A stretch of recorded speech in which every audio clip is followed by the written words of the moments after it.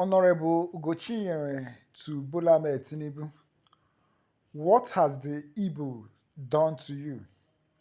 You have the power to release Mazi Nnamdi Kanu, but you have deliberately refused to use it. The same way you have freed the minors from the north who were illegally imprisoned, you should also free Mazi Nnamdi Kanu. One of the few sensible politicians in the southeast that I respect so much is Honorable Ugochinyere. I'm not saying that he's perfect, but at least he's passionate about his people. Is really commendable. I respect this man the way he speaks. I'll be dropping you that video for you people to watch. But please remember, if this is your first time of watching our channel, feel free to subscribe to our channel, like our videos, share our videos, and please don't forget to turn on the notification bell in order to be getting our updates. Listen to Ugochinyere and let's share your view on the comments section. I will commend the president for, it takes a lot for a leader to realize that he has made a mistake and then immediately correct it. So I'm so happy that the president realized that that was a huge national embarrassment, if not international embarrassment, and then moved in to correct it immediately. Even why some hanger on were even trying to justify it for him. This is, you can see why at times leaders get into this part of shame at times, because you have some supporters who are very shameless. But I thank God that he didn't listen to those hungry, people I call hungry outlaws, who were trying to justify something that was an international embarrassment. So I commend the president for being bold enough to, issue the necessary knowledge and the court striking it out, bringing an end to that embarrassment. And I don't want it to just end there. I think he needs to find out, because those children were starved. So what kind of barbaric and archaic and mundane method of detention? And that goes a long way to show a lot might be going wrong with those detention facilities. It's also important an investigation is conducted to find out the status of these detainees facing different charges. It's like a kind of is it a concentration site or what? You don't feed them. Look at the way they are looking so tiny, like they are coming out from a civil war or something. So it's an embarrassment, and it goes a long way to show how our detention system have been working. So it should be seen as an opportunity to fix things and correct things. And I thank the president for being bold enough to say that what happened was not right, and then going ahead to ensure that immediately these children were released. But going, apart from that, we should also investigate the status of other detainees in different cases and challenges in those detention facilities, to be sure that we are complying with International African Charter on Human Rights and our relevant constitutional provision that an accused is deemed innocent until proven guilty. So you can't use starvation to kill the person even before he's made to have his day in court. And I think I will join to this by also pleading with the president the same way he reacted and responded to the feeling of Nigerians and the international community by discontinuing the embarrassing trial of these minors. He should also listen to the pleas from eminent Nigerians, eminent Igbo leaders, eminent individuals in different parts of the country, lawmakers and so on and so forth, who has at one time or the other called on the president to embark on the path of political solution in the Mazi Nnamdi Kanu case by discontinuing the trial. So you can see by what the president did in the minors case, he has exercised his constitutional power through the Attorney General under Section 174 thereabout to discontinue any criminal trial, even treason that has a murder charge at any stage of that trial. So now that you have invoked it for this case that we are charged for treason, also invoke the same Section 174 thereabout in the case of Mazi Nnamdi Kanu by discontinuing the trial. The trial has it has prolonged the return to the path of peace in the East. It has cost the East so much, it has even cost the country so much. There is of insecurity, there is loss of life, there is killing, there is destruction going on left, right, and center, with accusation and counter-accusation surrounding it. What a listening president will do is to say, okay, let's find a political solution, and which is to discontinue the trial of Mazi Nnamdi Kanu, release him on bail, and then embark on the path for finding sustainable solutions to those security challenges. Remember, under Section 14, the primary responsibility of government government is the protection of lives and property. So why do we have government? If government cannot protect lives and property, if government cannot listen to the people, if government cannot do things that can bring stability, then it's not government. So what I'm saying in effect is that this is a government, and they should live up to their responsibility by listening to what the people are asking for. When we had challenges in Niger Delta, when the bombing of oil pipeline, kidnapping of oil workers, killing of oil workers, there's a lot of atrocities that was happening then, whether right or wrong. But government, because they know their responsibility, their economic responsibility and their welfare responsibility, embarked on a peace building effort that led to the resolution of the Niger Delta crisis, that led to the issue of Niger Delta Ministry, different agencies that were put in place, amnesty and so on and so forth, all aimed at finding lasting solution. Even the security and pipeline contract was also given to Niger Delta people, and a lot of incentives that was given to Niger Delta people, and peace returned.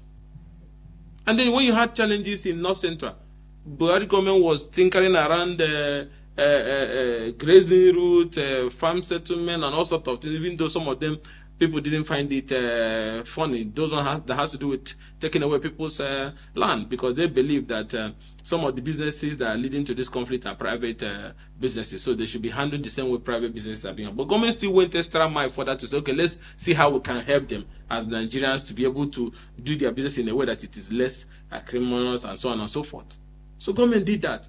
Even as bad as Boko Haram issue that has to do with somebody waking up because of whatever belief, killing people, beheading people, that is a heinous crime, bigger than even treason. But still, government went on negotiations at different times. Government went on rehabilitation. Imagine rehabilitating a murderer that enjoys beheading. But government still was doing it because government wants lasting and sustainable solution. Now, issues that were, triggered by injustice and unfair treatment and exclusion and so on and so forth, leads to this agitation in the East. Up till now, federal government has not sit down on the table to discuss with Southeast leaders and Southeast youth. This even goes a long way to show that they don't care about what happens to the East. They don't care about us. They don't care whether we'll survive. They don't care whether we are dying or whether we're killing ourselves. In a country that today, whether you like it or not, we are the biggest investors outside our region. How many of the regions have massive investment in other regions? That means the Igbo man is one that even believes in the sustainability of the Nigerian project. That is why he can invest in a zone or a land where he does not come from. So, but just ordinarily sit down and let's find a solution. Because the root cause is also rooted to these issues of exclusion. Injustice that have spanned for decades. And the more you are alienated, the more you tell the ones that are growing that you are not wanted. And that's why you see the result to all these crises that have brought instability. Now, instead of finding a way to calm nerves and restore it, you go about showing them, I don't care about you. So I'm using this as I'm commending the president for freeing discontinuing the treason charges against those kids. We're also begging him that exercise the same constitutional provision under section 174 thereabout, and let the Attorney General issue a knowledge and discontinue the trial of Mazi, and especially at the time that the judicial system has made conclusive pronouncement at different times, Federal High Court, different court, that this trial has no legal basis. At least in these cases there have been final pronouncement, but you're still fighting and must prove that he's guilty. That means hate. That means you hate the tribe. Because there's judgments of court that have said, release him. The invasion of his house was an attempt to assassinate and kill him. Everybody saw the day the people invaded. There was no cause for that. And the people were beheaded and killed and massacred in tens. And the man ran for his life. And he did not run away or jump there. He invaded somebody's house. Just like the time those murderers from my area, in the name of politics, invaded to attempt to behead me and killed some of my family members. Didn't we flip? At the end of the day, when we were able to survive, I will going to, even if I was on bail, I should keep the head so that they can cut it off like ancient Greece. So the man had to run to survive. And then the extraordinary rendition is unknown to our law.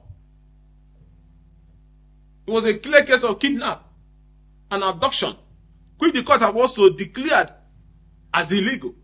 So I've been initially there's even no trial. So why is Nnamdi still in detention? Because he's an Igbo man. That's why you have the same another traditional ruler that is kept in Lagos prison that the Lagos State government is trying.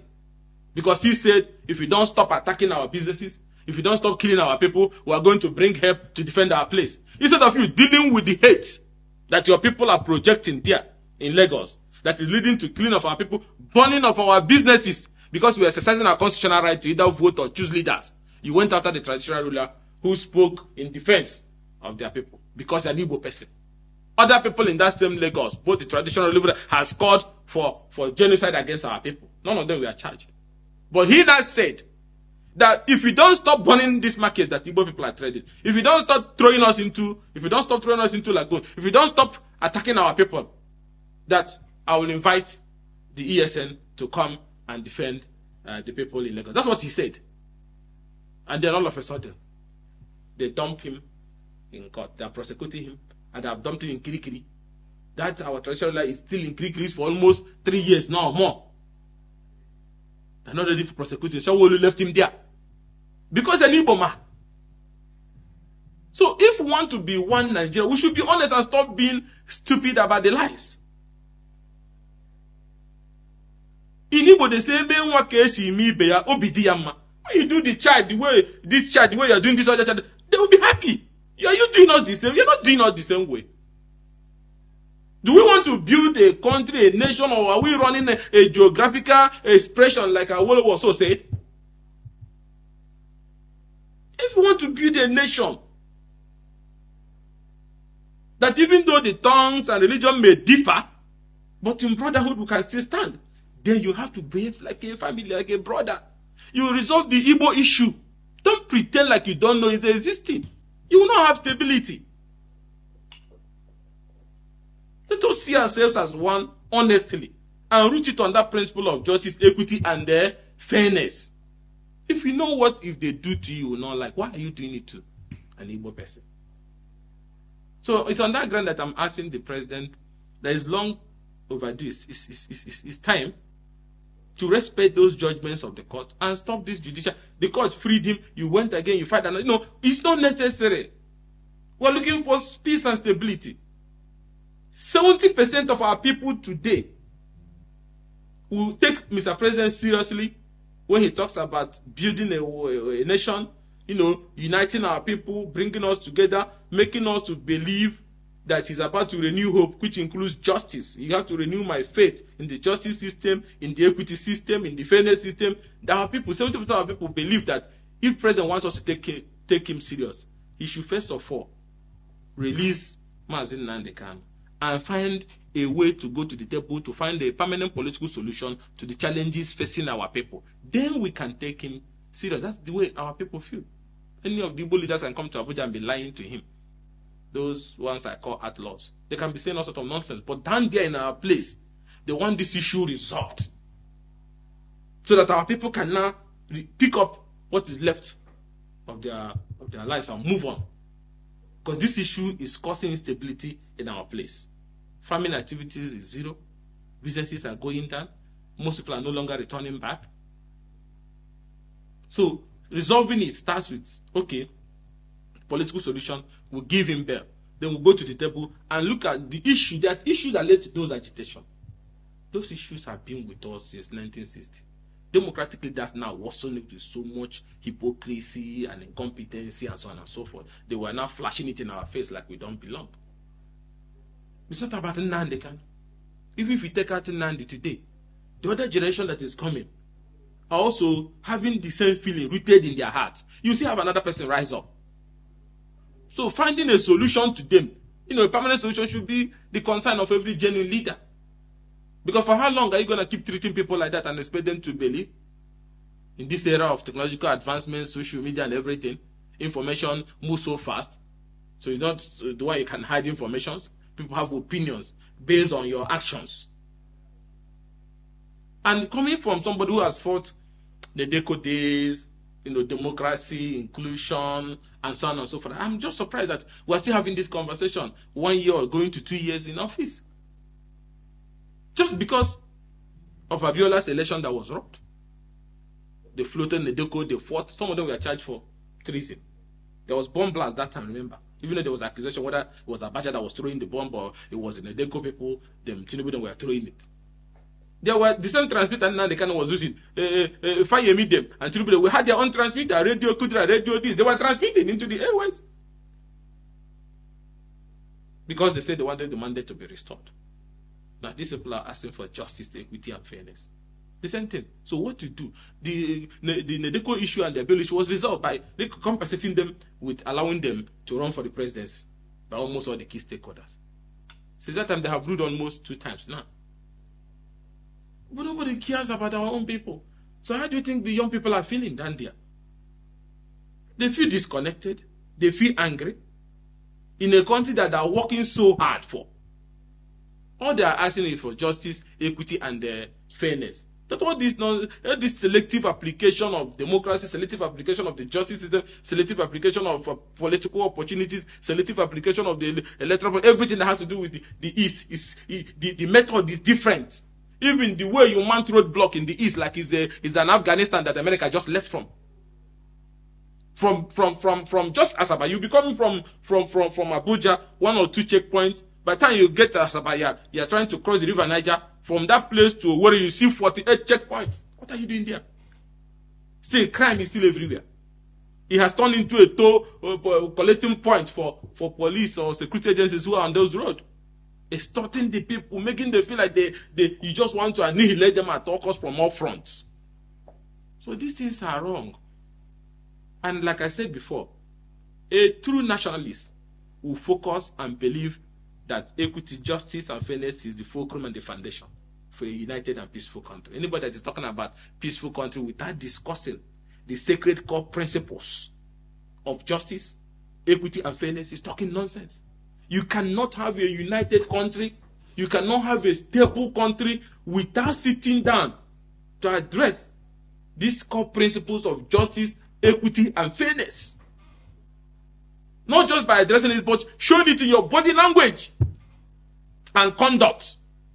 Today, you have a country that the Igbo man is not Chief of Army Staff. The Igbo man is not IG.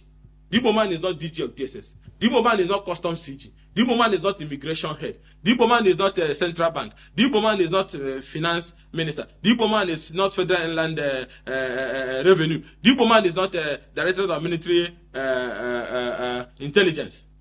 The Igbo man is not NSA. But still, they still believe. All they are asking is not even you should share those things with them, but restore peace in our place. Consider it a matter of national importance that peace will return to the East. We want it to make that a priority. That's all our people are asking for. And that we're not getting it up to now. So you don't that anybody hates anybody or no. The hand with which you extend, that's the one we should receive. They are giving us bitter lemon every day. Look at the infrastructure in our place. Look at our major highways in the East. Look at our markets. Look at our energy situation.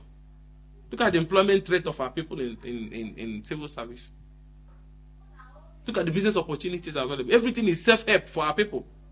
Business, building, everything. Even rehabilitation of our people that have been displaced since this crisis has started. Not even single one person. The Igbos are builders. The Igbos are nationalists. That is why they invest in every part of Nigeria. Just show them by your body language that though tongue, religion, everything will differ. But in this our brotherhood, we will rise, we are one.